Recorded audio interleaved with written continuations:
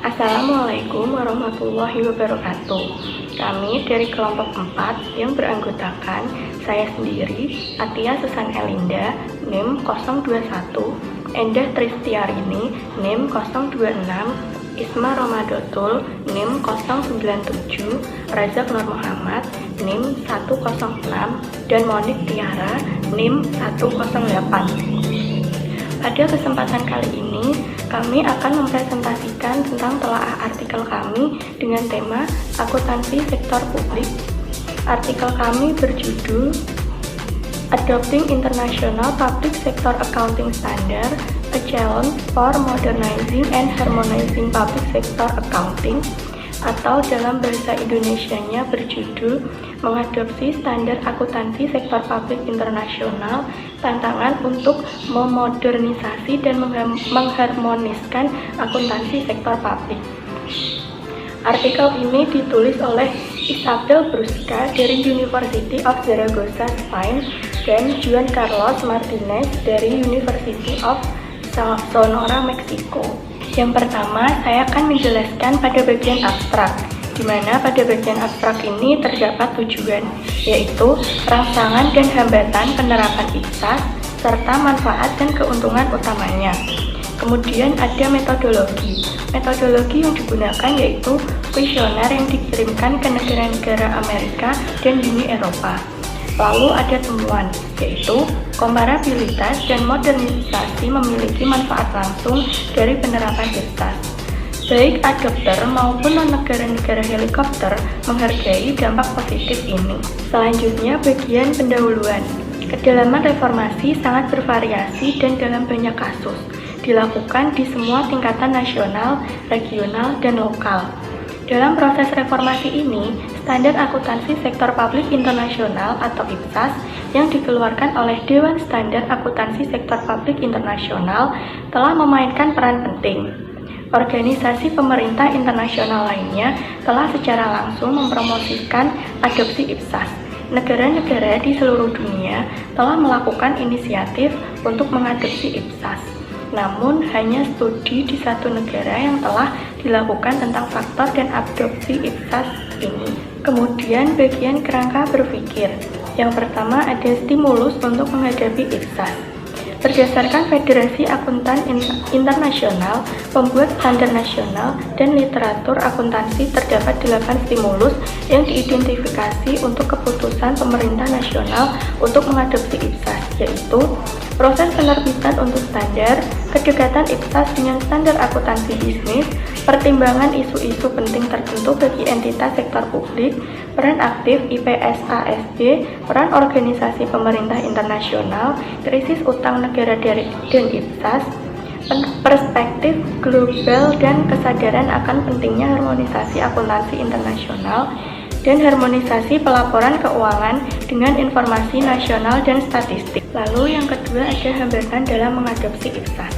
Ada juga beberapa hambatan yang mengancam adopsi IPSAS, termasuk kritik yang diterima karena kedekatannya dengan model akuntansi bisnis, minat negara dalam mempertahankan kontrol dan ilusi fiskal, biaya dan kebutuhan pelatihan untuk adopsi IPSAS, dan kekhawatiran tentang IPSASD.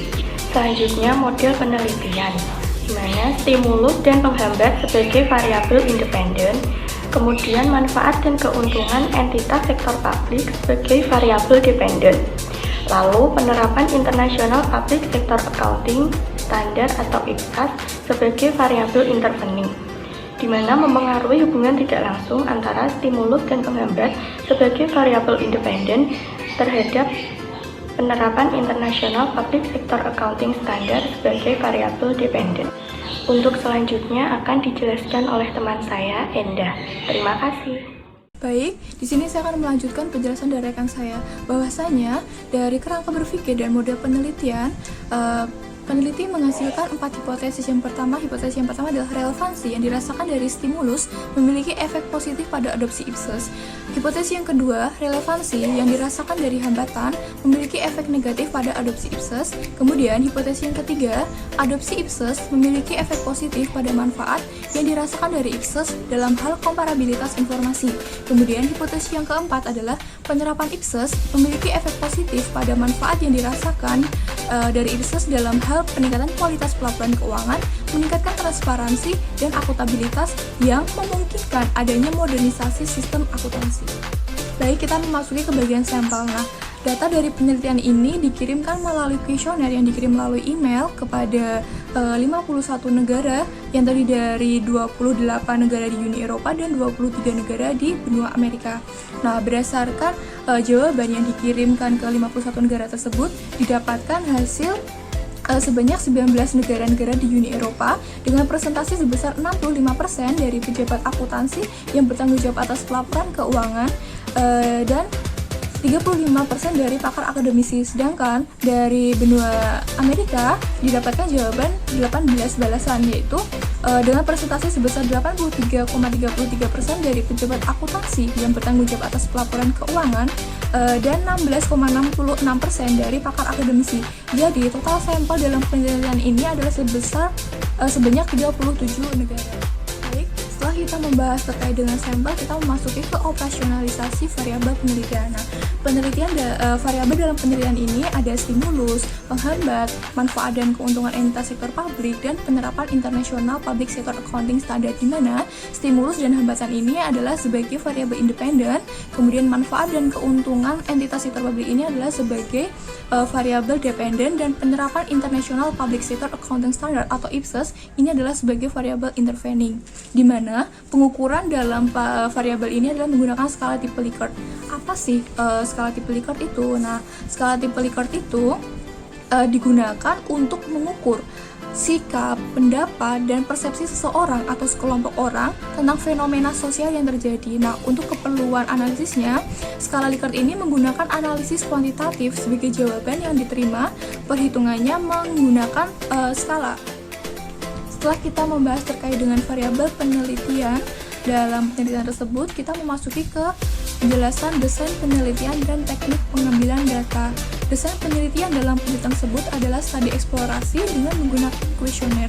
Apa sih yang dimaksud dengan studi eksplorasi?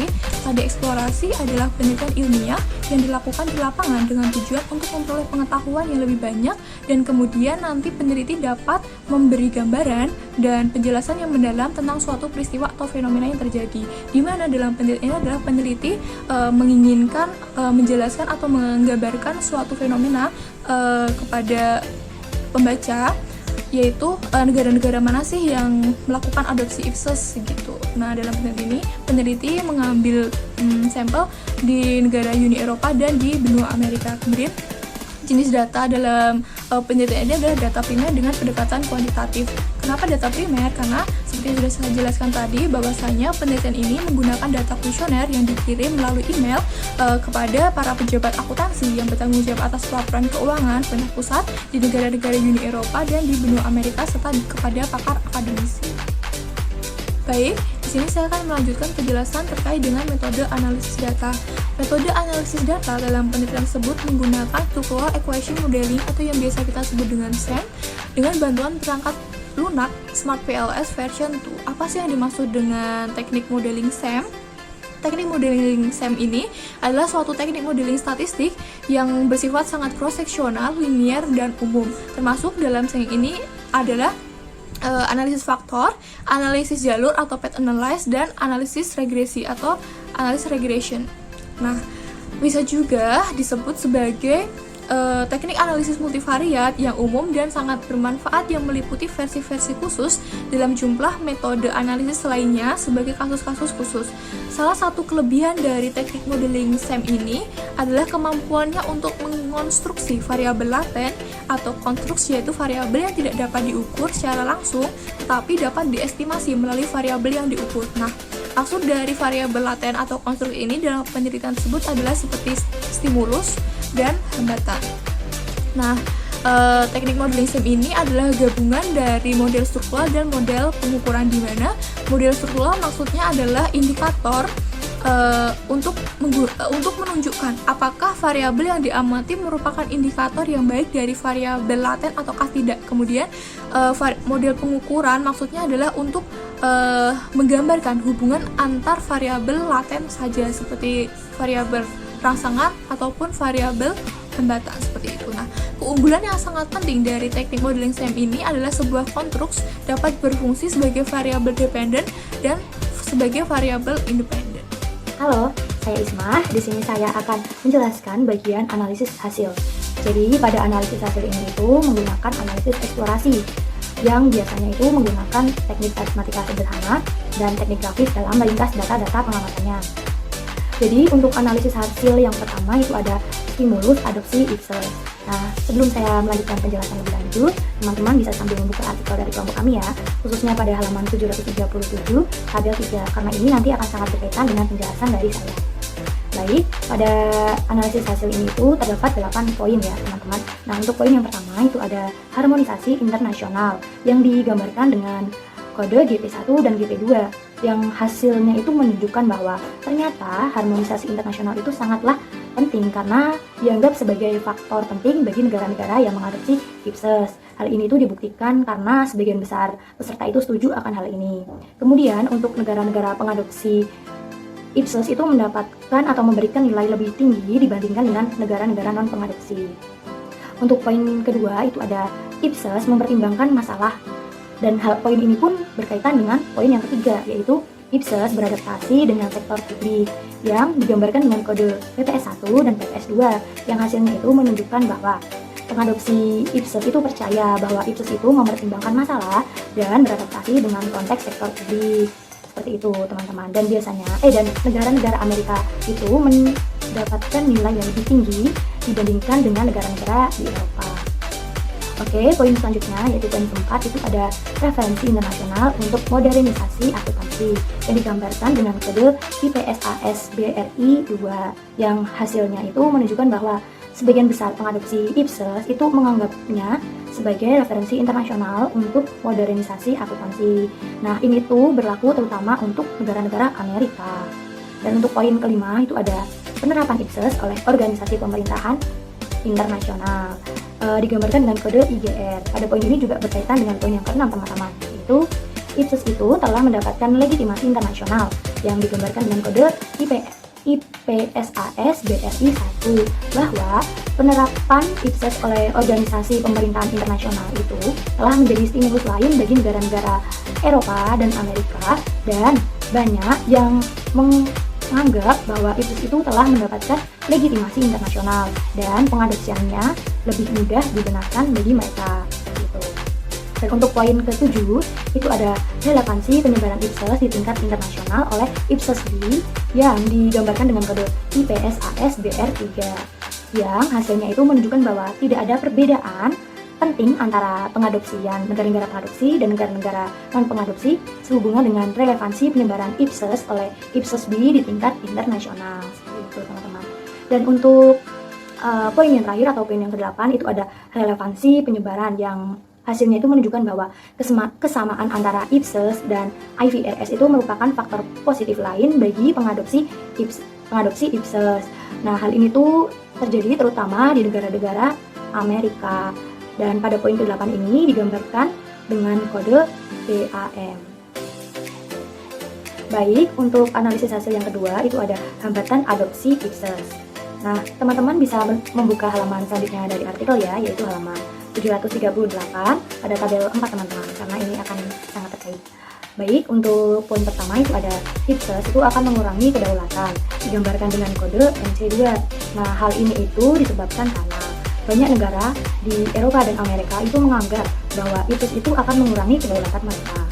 Poin kedua itu ada standar lokal itu lebih memadai, digambarkan dengan kode MC1. Mengapa hal ini itu bisa terjadi? Karena bagi negara-negara yang menggunakan model akuntansi mereka sendiri atau standar lokal itu memungkinkan untuk mempertahankan kendali atas standar pendidikan. Seperti itu. Oke, untuk poin ketiga itu ada biaya mengadopsi Ipsos atau digambarkan dengan kode CA. Mengapa biaya pengadopsian Ipsos itu termasuk ke dalam hambatan?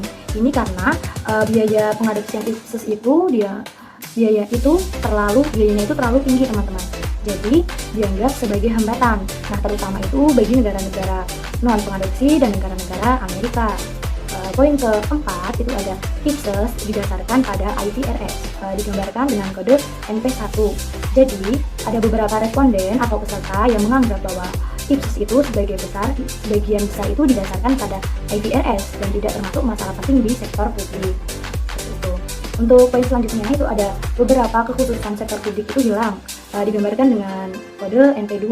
Hal ini itu terjadi karena IPSAS itu tidak cukup spesifik dalam masalah sektor publik. Hal ini tuh terjadi terutama pada kelompok negara-negara non-pengadopsi, seperti itu. Untuk selanjutnya, poin selanjutnya itu ada kurangnya keakraban dengan IPSAS yang digambarkan dengan kode EN1. Maksudnya keakraban di sini itu kurangnya pemahaman gitu ya teman-teman, kurangnya pemahaman terkait dengan IPSAS karena IPSAS itu masih baru dan banyak staf, karyawan, pegawai itu tidak mengenalnya, tidak terlalu mengenalnya. Untuk poin yang terakhir itu ada kebutuhan untuk pelatihan dan keahlian dengan IPSAS. Nah, pada hambatan ini tuh dianggap tidak terlalu penting karena mendapatkan nilai rata-rata dan standar deviasi itu masing-masing sekitar 1, sekian. Seperti itu teman-teman. Baik, untuk manfaat adopsi IPSAS itu ada 2. Yang pertama itu ada untuk peningkatan dalam akuntabilitas dan transparansi. Jadi, manfaat adopsi IPSAS itu untuk meningkatkan akuntabilitas dan transparansi dalam laporan keuangan teman-teman. Dan akuntabilitas serta transparansi itu dianggap penting karena digunakan untuk memulihkan kepercayaan warga negara pada pemerintah. Dan untuk mencapainya itu memerlukan suatu sistem akuntansi yang modern. Dan untuk manfaat yang kedua itu ada peningkatan dalam komparabilitas informasi.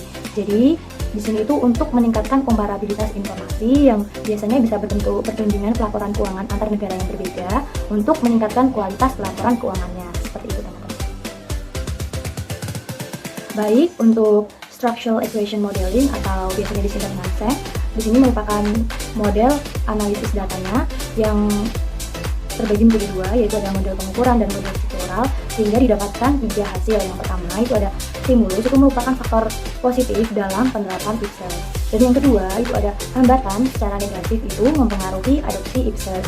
Dan yang terakhir itu ada IPSAS itu memiliki efek positif pada manfaat yang dirasakan dari IPSAS itu sendiri, baik dalam perbandingan pelaporan keuangan antar negara yang diselenggarakan itu dalam rangka peningkatan kualitas pelaporan keuangan dan karena adanya transparansi dan akuntabilitas. Pada bagian conclusion ini, pertama itu ada temuan.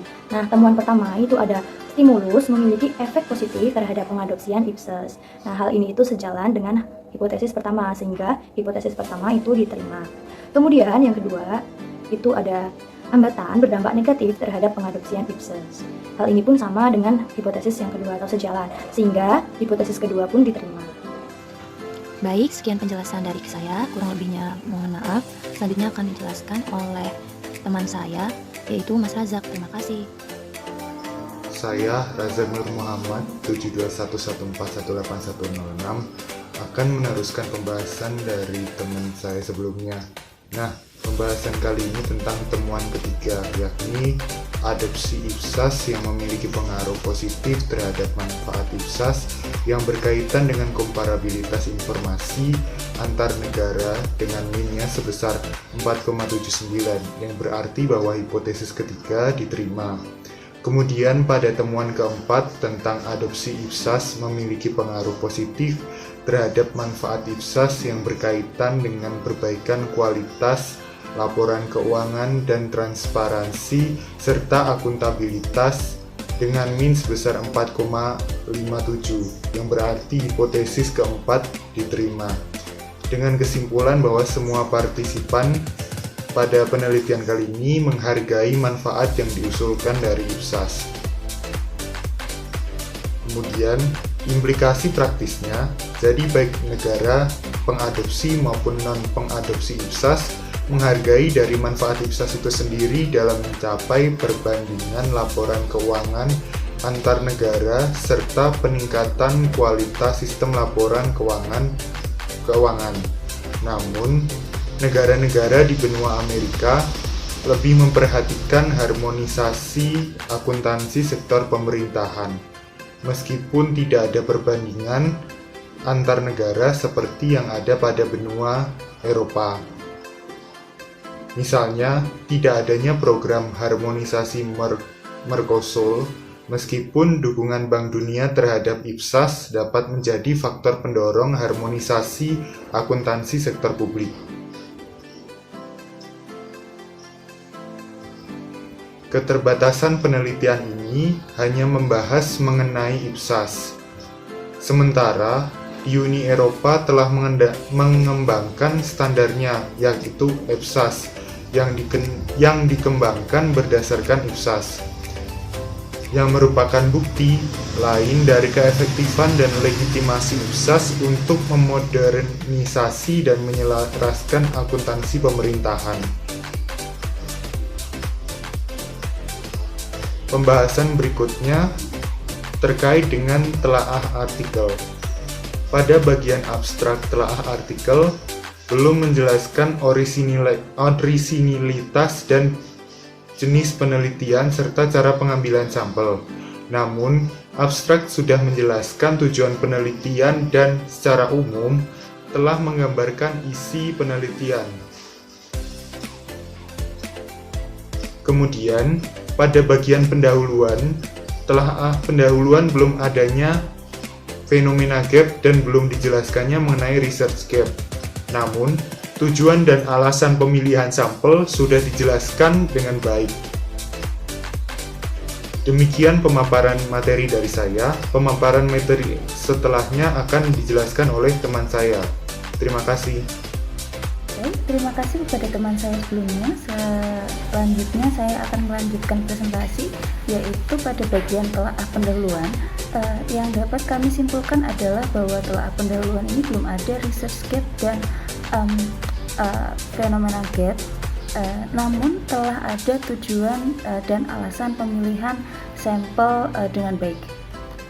Selanjutnya adalah pada metode penelitian. Dapat disimpulkan bahwa metode penelitian tersebut tidak disajikan secara lengkap karena adanya kekurangan pada operasional variabel dan metode pengukuran variabel tersebut yang tidak dijelaskan dengan baik. Lalu belum adanya penjelasan mengenai populasi, walaupun sudah ada penjelasan sedikit mengenai alasan pemilihan sampel. Selanjutnya, metode pengumpulan data tidak dijelaskan dengan sempurna. Lalu pada bagian selanjutnya yaitu literatur. Dalam literatur tersebut memang sudah tercantum dengan baik adanya hipotesis penelitian dan maksud kami hasil dari penelitian terdahulu dan hasil keputusan dari pembuatan standar nasional. Namun kekurangan dari literatur review yang ada di dalam artikel tersebut adalah literatur review tidak mendefinisikan masing-masing variabel, tidak mencantumkan grand teori yang digunakan, dan model maksud kami artikel tersebut berasal dari bahasa Spanyol yang menyebabkan adanya perbedaan gaya bahasa dari bahasa Inggris dan bahasa Spanyol, dan menyebabkan reviewer kurang dapat memahami dengan baik artikel tersebut atas dasar kendala bahasa. Namun model penelitian telah digambarkan dengan baik sehingga reviewer dan pembaca dapat mengerti model penelitian tanpa harus membaca dengan lebih lanjut. Lalu pada analisis hasil, deskripsi dan penjelasan sudah dijelaskan dengan cukup baik, walaupun penjelasan mengenai hasilnya sangat terbatas dan bahasa yang digunakan cukup mudah dipahami. Kemudian pada kesimpulan yang dicantumkan di dalam artikel tersebut masih disajikan secara luas dan tidak berbentuk poin-poin sehingga pembaca dan reviewer mengalami kesulitan atas mencari isi kesimpulannya. Dan walaupun ada implikasi praktis yang ada di dalam artikel tersebut, namun tidak terdapat implikasi teoritis sehingga pembaca dan reviewer tidak dapat mengaitkan implikasi artikel tersebut terhadap teori yang ada. Kemudian selanjutnya pada keterbatasan penelitian memang telah ada, mohon maaf atas gangguan suara yang terjadi. Keterbatasan pada penelitian tersebut memang tercantum di dalam artikel, namun tidak ada saran atas penelitian selanjutnya mengenai IPSAS. Telah secara umum, yang pertama artikel sudah ditampilkan dengan baik, namun kurang lengkap di beberapa bagian, khususnya pada bagian metode penelitian dan pendahuluan. Yang kedua, model penelitian, model pemaparan dan artikel cukup mudah dipahami walaupun berbahasa asli non-Inggris yang menyebabkan perbedaan gaya bahasa. Baik, terima kasih atas perhatian teman-teman. Mohon maaf apabila ada salah kata. Wassalamualaikum warahmatullahi wabarakatuh.